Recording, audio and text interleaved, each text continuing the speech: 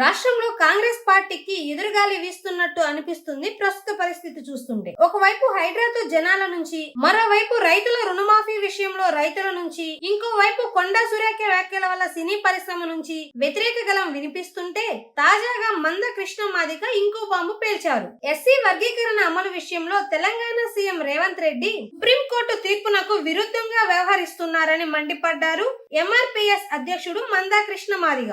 SC వర్గీకరణ చేసే హక్కు రాష్ట్ర ప్రభుత్వానికి ఉందని సుప్రీంకోర్టు చెప్పినా ఎందుకు అమలు చేయడం లేదని ప్రశ్నించారు. సుప్రీం తీర్పు అనంతరం పంజాబ్, తమిళనాడు ఎస్సీ వర్గీకరణ అమలు చేస్తుందని తెలిపారు. అధిష్టానం ఒత్తిడి ఓవైపు, రాష్ట్రంలోని మాలల ఒత్తిడితో వర్గీకరణను అమల్లో జాప్యం చేస్తున్నారని ఆరోపించారు. వర్గీకరణ అమలులో జాప్యాన్ని నిరసిస్తూ ఈ నెల 9వ తేదీన అన్ని జిల్లాల్లో నల్ల జెండాలతో నిరసన చేపడతామని ప్రభుత్వాన్ని హెచ్చరించారు.